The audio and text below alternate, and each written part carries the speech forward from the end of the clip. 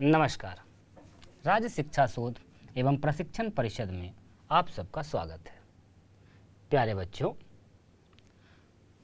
अभी तक हम लोग जान चुके हैं कि घातांक क्या है, आधार क्या होता है, एक्सपोनेंशियल फॉर्म क्या है, घातांकीय रूप क्या है, किसी को भी घातांकीय रूप में कैसे लिखते हैं, कोई लिखा हुआ है तो उसका क्या अर्थ समझते हैं, मतलब परिचय हो गई है हमारी। अब आज की कक्षा में हम लोग बात करेंगे उसके कुछ कैलकुलेशंस की, कुछ गणितीय संक्रियाओं की। आज हम बात करेंगे कुछ नियमों की, घातांक के नियम की चर्चा आज की कक्षा में होगी। तो घातांक के नियम के लिए सबसे पहले हम लोग बात करेंगे कि यदि बेस या आधार समान हो तो हम लोग उसके साथ कैसे डील करते हैं। उस चीज़ को समझने के लिए आइए हम लोग मिलकर कोई यदि एक्सपोनेंशियल फॉर्म में लिखा हुआ है तो उसको विस्तृत रूप में कैसे लिखते हैं, ये एक उदाहरण साथ में देखते हैं। जैसे लिखा हुआ है कहीं बच्चों 2 पर पावर 5। अब जरा आप बताएं कि इसका विस्तृत रूप क्या होगा। आइए तोड़ें। इसका अर्थ क्या हो रहा है बच्चों कि जो 2 आधार है इसको 2 से ही गुणा करना है और यह प्रक्रिया कितनी बार करनी है? 5 बार करनी है। ये तरीका हो गया लिखने का। चलिए अब हम क्या करेंगे, ये जो इतने सारे 2 हैं इसका हम 2 ग्रुप बना लेते हैं, 2 समूह। सब बच्चे अपने अपने हिसाब से समूह का निर्माण कर लीजिए। उसमें कितना भी 2 आप रख सकते हैं, लेकिन समूह कितने बनाने हैं आपको? 2। चलिए हम एक बार क्या करते हैं, 1 2 को अकेले, अब बाकी 2 को एक जगह लिखते हैं। अर्थात इसे हम लिखते हैं 2 गुणा, और इतने सारे 2 को एक जगह हमने लिख दिया, अर्थात 1 2 3 4। और यहाँ 2 कुछ नहीं है, यानी कितना है वो? 1 है। हमने क्या किया, इसी को यदि आप देखें, हमने कहा था 2 गुना 2, 2 गुना 2 गुना 2, यही तो है इसका विस्तृत रूप। यदि इसका हम समूह बनाएं, चलिए कुछ इस प्रकार का समूह बनाते हैं। ग्रुपिंग कर दिया, 2 ग्रुप हमने बनाया है। इस बार जो ग्रुपिंग किए हैं इसमें 2 2 को एक जगह और 3 2 को एक जगह लिखें। अब इसका जरा एक्सपोनेंशियल फॉर्म लिख के देखें फिर से। इसका कैसे हो जाएगा घातांकीय रूप? 2 के घात 2 और यहाँ 2 के घात 3। चलिए और भी प्रकार से इसका हम प्रयास करते हैं करने का। 2 गुना 2 गुना 2, 2 गुना 2। बहुत आसान काम है। आपको क्या करना है, अभी 2 ग्रुप में बांटना है अपने मन से। चलिए हम इसका इस प्रकार का ग्रुपिंग करते हैं। इस बार जो समूह है, इस समूह को यदि घातांकीय रूप में लिखा जाए तो हम क्या लिखेंगे? ठीक इसी प्रकार से आप बहुत प्रकार से इसको ग्रुप में बदल सकते हैं। अब जरा देखने का प्रयास कीजिए कि इधर जो घातांकीय रूप है इसके घात में और यहाँ जो घातांकीय रूप है इसके घात में क्या कोई संबंध है, कोई रिलेशन है? इस रिलेशन को, इस संबंध को आपको ढूंढने का प्रयास करना है। जरा देखिए, इसका जो घात है 1 है और 4 है, और इसका घात कितना है? 5 है। इसका घात है 2 और 3, इसमें घात है 3 और 2, और इधर तो सब घात कितना है बच्चों? 5। जरा इधर ध्यान दीजिए तो, क्या इसे जोड़ने से 5 प्राप्त होगा? क्या इसे जोड़ने से 5 प्राप्त हो रहा है? क्या इसे जोड़ने से 5 प्राप्त हो रहा है? क्या इस प्रकार का संबंध मिल रहा है? सिर्फ इसी उदाहरण के लिए नहीं, ऐसे ऐसे आप कोई भी संख्या लेके किसी भी प्रकार के उदाहरण में आप इसके संबंधों को जान सकते हैं। जैसे कहीं लिखा हुआ है, मान के चलिए कुछ भी मान के चलिए लिखा हुआ है 5 पर पावर 7। अब 5 पर पावर 7 जो एक्सपोनेंशियल फॉर्म है इसका विस्तृत रूप होगा कि 5 को 5 से ही गुना करें, और यह प्रक्रिया कितनी बार करनी है आपको? 7 बार। 2 4 6 और 1 7। और हमने कहा कि इसका आप कहीं से भी कोई ग्रुप बना लीजिए। चलिए हमने बना लिया, कोई भी 2 ग्रुप बना लिए और इसे फिर से एक्सपोनेंशियल फॉर्म में लिखिए तो आपको मिल गया 5 का घात 3 और गुना 5 का घात 4। आप चाहते तो इस ग्रुप को बदल करके इतना बड़ा भी कर सकते थे और इसका अलग ग्रुपिंग कर सकते थे। उस स्थिति में देखिए आपको क्या मिलता, 1 2 3 4 5 और इधर बन जाता 2। हम करें इस प्रकार, जो हम तोड़ रहे हैं इसे 2 भाग में बांट रहे हैं, इनके घातों को जोड़ कर देखिए क्या इसके घात से कोई रिलेशन आपको मिल रहा है, प्राप्त हो रहा है। आप देखेंगे कि इसका वस्तुतः योगफल ही तो यहाँ लिखा हुआ है और ये एक उदाहरण में नहीं, प्रत्येक स्थिति में होती है। तो किसी एक ही उदाहरण से आप नियम ना बना लें, ऐसे कई उदाहरण आप खुद से लिखें, दोस्तों के साथ मिलकर लिखें और उसे कसौटी पर कस के तब एक संबंध, एक रिलेशन, एक नियम आप बना सकते हैं। क्या नियम बना सकते हैं कि वस्तुतः यदि आधार बराबर हो तो इनके घातों का जो योगफल है वो गुना करने के बाद प्राप्त होता है। अर्थात आधार यदि बराबर हो, उनके बीच गुना का संबंध हो, तो गुना करने के लिए वस्तुतः क्या करना पड़ता है, उसके घात का योग करना पड़ता है। अर्थात सबसे पहला जो आपका नियम हुआ वो क्या हुआ, समान आधार वाले, समान आधार वाले जो घातांकीय रूप हैं उसमें यदि गुना का संबंध हो, गुना करने पर, समान आधार वाले को गुणा करने पर घात जुड़ जाता है।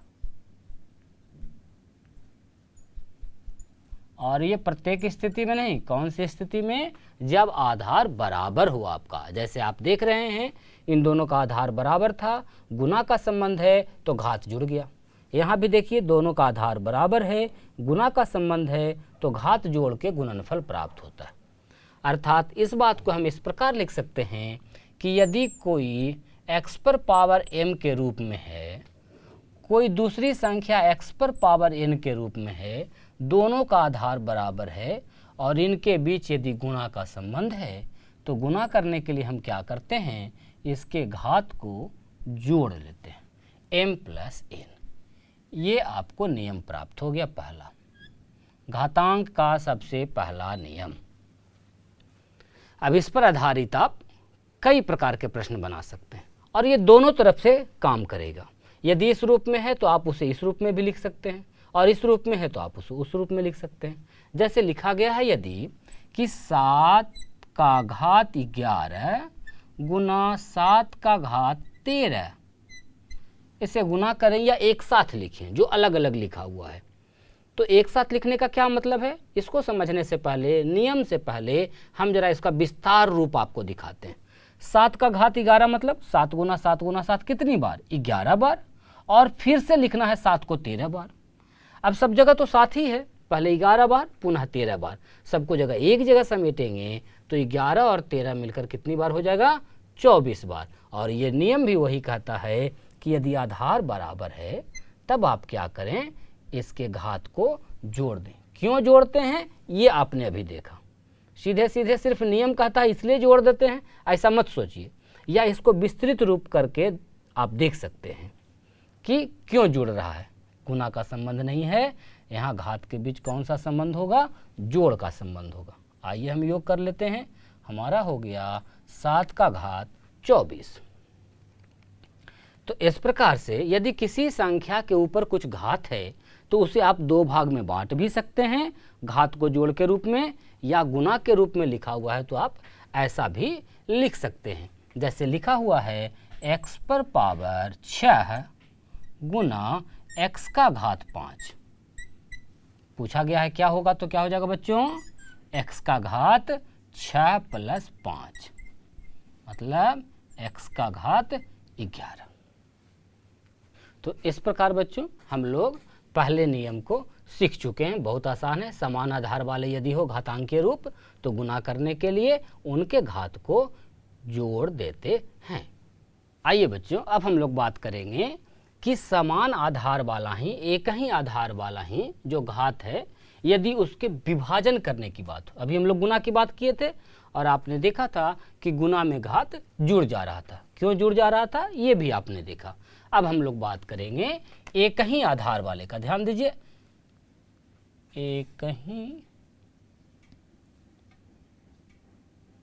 आधार वाले घातों का विभाजन।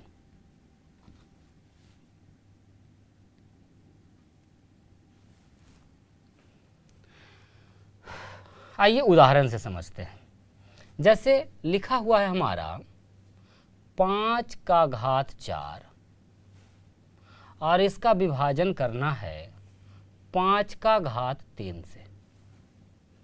आइए पहले इसका हम विस्तृत रूप देते हैं और विभाजन करते हैं। तो 5 के घात 4 का अर्थ हम समझते हैं कि 5 को 5 से ही गुना करें और यह प्रक्रिया 4 बार करें, 1 2 3 4। जबकि नीचे हमारा लिखा हुआ है कि 5 का गुना 5 से ही कितनी बार करना है, 3 बार करना है। तो देखिए क्या प्राप्त होगा, 5 से 5 कैंसिल कर सकते हैं आप, इस प्रकार की क्रिया करते हैं और आपने फाइनली 5 कितनी बार प्राप्त किया, 1 बार। आइए और भी उदाहरण देखते हैं। लिखा हुआ है हमारा 7 पर 13 को विभाजित करना है 7 पर 8 से। क्या अर्थ है इसका कि 7 को 7 से ही गुना करें और यह प्रक्रिया कितनी बार चलेगी, 13 बार। सॉरी 13 बार लिखना होगा।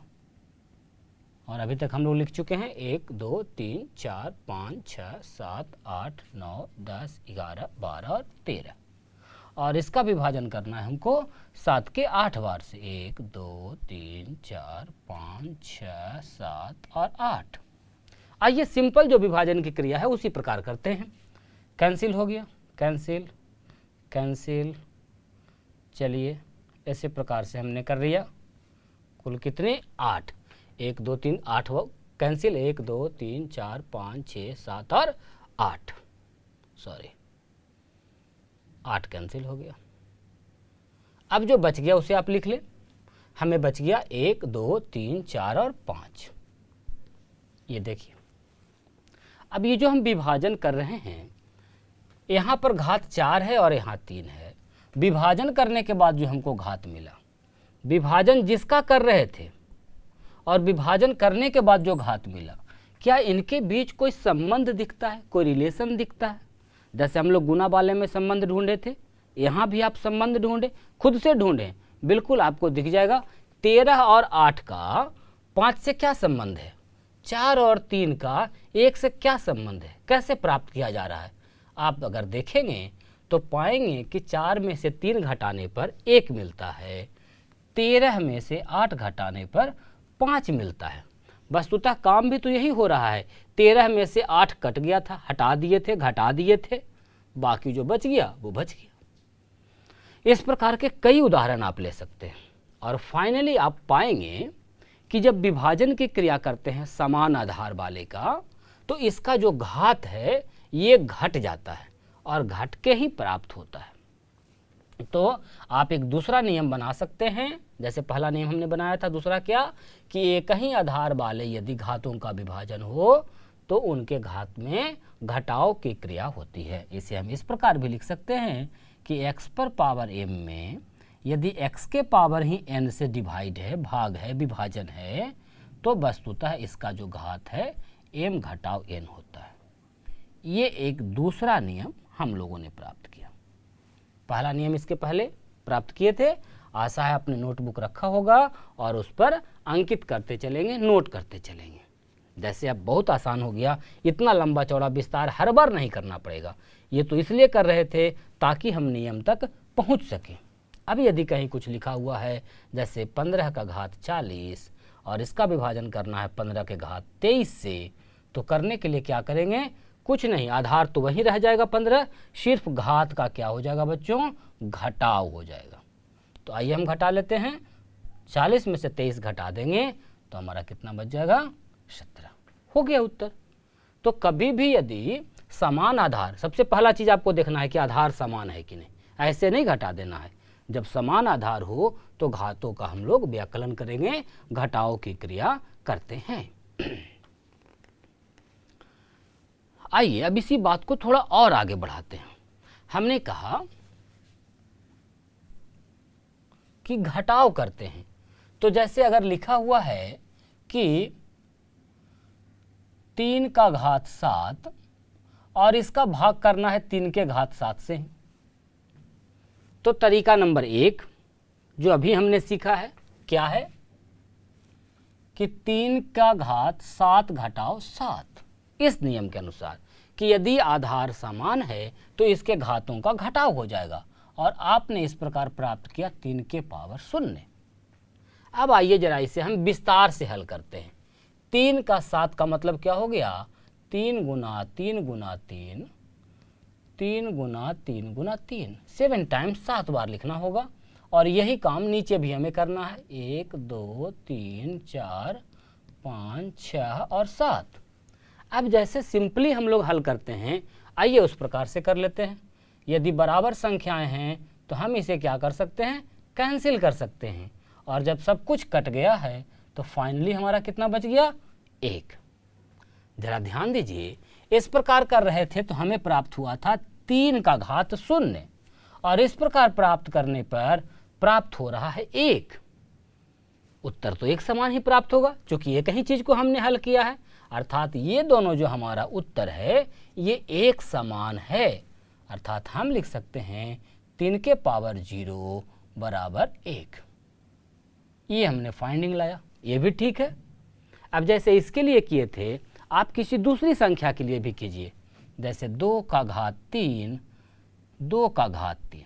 आइए हम भाग देते हैं, क्या हो जाएगा, अभी अभी हमने नियम पढ़ा है घातांक के नियम कि एक ही आधार हो तो इसके घात के बीच घटाव की क्रिया होती है, और हमने पा लिया 2 पर पावर 0। और यदि इसे हम विस्तार रूप से हल करें तो हम पाते हैं, देखिए कितना, 2 गुना 2 गुना 2, और ये कट करके फाइनली कितना बच गया, 1। यहाँ बच गया 2 पर पावर 0 और यहाँ बच रहा 1, अर्थात 2 पर पावर 0 भी 1 के बराबर है। आप देख पा रहे हैं क्या हो रहा है, कोई भी संख्या आधार पर ले रहे हैं, यदि उसके घात में 0 आ जाता है तब हमेशा उसका वैल्यू कितना आता है, 1 ही आता है। आइए इस पर भी हम एक नियम पर पहुंचते हैं। हम लोग बात कर रहे हैं एक ही आधार वाले घातों का विभाजन, और साथ ही साथ हमने तो देखा कि एक समान घात रहे तो क्या होता है। आप देख पा रहे थे कि कोई भी आधार हो उसके घात यदि 0 होता है तो उसका मान 1 ही आता है। आइए एक और उदाहरण से हम समझते हैं, जैसे लिखा हुआ है x पर पावर m विभाजन x पर पावर m। इसे हम 2 तरीके से आइए हल करते हैं। तरीका नंबर 1 तो हमारा ये है जो हमने पढ़ा है कि यदि एक समान आधार है तो इसके घात के बीच घटाव हो जाएगा, और 2 समान संख्याओं को घटाएंगे तो क्या प्राप्त होगा, 0 प्राप्त होगा। एक दूसरा ये है कि इसे जरा विस्तार से लिखा जाए, x गुना x गुना x कितनी बार, m टाइम्स, m बार, और ठीक इसी प्रकार से नीचे x गुना x कितनी बार, m बार। अब जरा ध्यान दीजिए क्या हुआ, ये पूरा जब कैंसिल हो गया तो कितना बच गया, 1। आप देख रहे हैं आधार के जगह पर कुछ भी हो, उसका यदि घात 0 है तो वो किसके बराबर आता है बच्चों, 1 के बराबर होता है। तो हम अब एक और तीसरा नियम बना रहे हैं कि किसी भी संख्या के घात के रूप में यदि 0 हो तो उसका मान हमेशा 1 ही होता है, या कहीं यदि 1 लिखा हुआ है तो उसे आप किसी भी संख्या के घात 0 के रूप में लिख सकते हैं। कहने का अर्थ मेरा ये है कि यदि पूछा जा रहा है कि 5 का पावर 0 तो उसका वैल्यू कितना हो जाएगा, 1। पूछा जा रहा है कि 23 का पावर 0 तो भी वैल्यू कितना होगा, 1। कुछ भी पावर रहे, कोई भी आधार के रूप में रहे, m पर पावर 0 बराबर कितना, 1। आसानी से आप कह सकते हैं आप इसका थोड़ा उल्टा भी कह सकते हैं कि यदि कहीं दिया हुआ है 1 बराबर 5 का पावर वाट, अर्थात 5 के घात के रूप में ऐसा क्या लिखें कि उसका मान 1 हो जाए, तो ऐसे स्थिति में जो ये आपका वाट है वो किसके बराबर हो जाएगा? 0 के बराबर हो जाएगा। तो आशा है आपने दोनों बात को समझा होगा। विभाजन क्या करते हैं और विभाजन करने से जो आपने फाइंडिंग प्राप्त किया कि x पर पावर 0 बराबर 1, इन नियमों का ध्यान रखें। यदि नोटबुक है तो आप नोट करते चले बच्चों। आइए अब हम बात करते हैं कि घात के ऊपर भी यदि घात लगा रहे तो उसे हम कैसे समझते हैं। जैसे कहीं लिखा हुआ है 3 का घात 2 और इस पूरे का भी घात लिखा हुआ है 3, तो इसका क्या अर्थ हम समझते हैं? इसका अर्थ ये है, सबसे पहले यहाँ से चलना शुरू कीजिए। पावर में घात के रूप में है 3, अर्थात इसके अंदर जो भी है उन सबका गुना है 3 बार। अर्थात ये लिखा हुआ है कि ये जो लिखा हुआ है 3 का घात 2, ऐसा कितनी बार? 3 बार। तो आइए हल करते हैं। एक समान जब आधार हो तो गुणा की क्रिया में क्या होता है बच्चों? अभी आपने पढ़ा है, घात जुड़ जाता है। तो घात हो गया हमारा 2 जोड़ 2 जोड़ 2, और इस प्रकार हमने पा लिया 3 का घात 2 2 4 2 6। आइए इस प्रकार के और भी उदाहरण देखते हैं। जैसे लिखा हुआ है कहीं 5 का घात 7 और इस सब का घात 2। इसका क्या अर्थ है? इसका भी अर्थ इसी प्रकार है बच्चों कि 5 का घात 7 जो है ये 2 बार है। आइए इसे हम हल करते हैं। समान आधार वाले का घात क्या हो जाएगा? जुट जाएगा। और फाइनली हम लोगों ने प्राप्त कर लिया 5 पर 14। और भी उदाहरण आप किसी भी संख्या का ले सकते हैं। जैसे हमने लिखा है 13 का पावर 4 और इस पूरे का पावर हमने लिख दिया 3।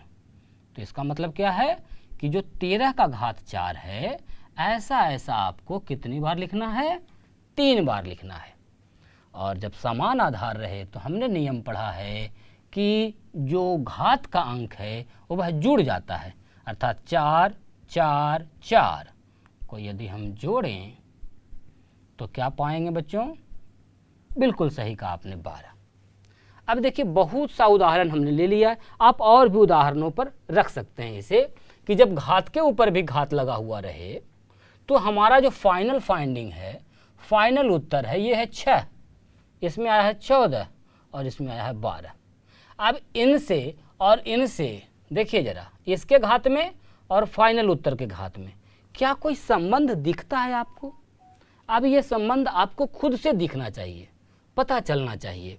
यहाँ है 2 और 3 तो आया है 6, 7 और 2 तो फाइंडिंग है हमारा 14, 4 और 3 तो फाइंडिंग है 12। आपको कौन सा संबंध दिखा बच्चों? बिल्कुल ठीक सोच रहे हैं आप कि इस स्थिति में घातों का गुना हो जाता है। तो आपने देखा, यदि घात के ऊपर भी घात रहे तो उस स्थिति में घातों का गुणा हो जाता है। यानी आप ये कह सकते हैं कि x पर पावर m है और इसका भी पावर यदि n है तो हम इसे कहते हैं x पर पावर m गुणा n। आपने देखा कब घात जुड़ रहा है, कब घट रहा है और कब उनके बीच में गुणा का संबंध है। ये जो फाइंडिंग है इसे भी आप अच्छे से सुरक्षित रखें। बार बार जब आप प्रश्नों को हल करेंगे तो उसमें इसकी ज़रूरत पड़ेगी। अर्थात यदि कहीं लिखा हुआ है कि 3 पर पावर 7 और इस टोटल पर पावर 4, तो आपको हर बार विस्तृत करने की ज़रूरत नहीं है। आप सीधे कह सकते हैं कि 3 का घात 7 गुना 4 अर्थात 3 का घात 28 यह लिखा हुआ है। या ज़रूरत पड़ने पर कहीं घात यदि बड़ा है तो उसे आप इस प्रकार से 2 हिस्सों में बांट भी सकते हैं। प्यारे बच्चों, कभी कभी आपको घात ऋणात्मक भी मिल जाता है, निगेटिव भी मिल सकता है। तो आइए हम जरा समझने का प्रयास करें कि वो क्या है। जैसे हमें लिखा हुआ है कहीं 3 का घात -2,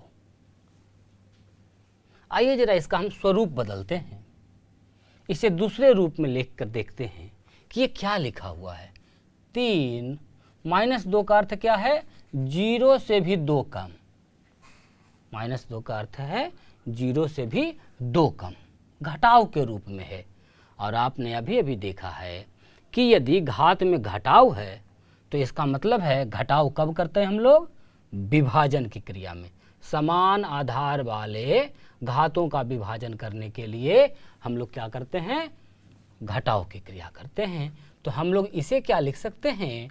जरा ध्यान दीजिए, 3 पर पावर 0 विभाजित करेंगे 2 से। ऐसा क्यों लिखा हमने? जरा ध्यान दीजिए, हम आपको बताए थे कि x पर पावर m बटा x पर पावर n बराबर m माइनस n। तो यहाँ देखिए m की जगह 0 है और n की जगह क्या है? 2 है। इसे आप इस प्रकार अगर लिखना चाहें तो आप लिख सकते हैं 3 पर पावर 0 और 3 पर पावर 2। ये देखिए, आइए इसे हल कीजिए।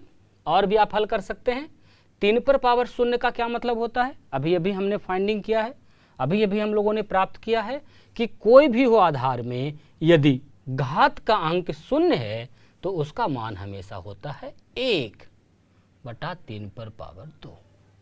जरा देखिए, ध्यान दीजिए, 3 पर पावर -2 बराबर हो गया 1 बटा 3 पर पावर 2।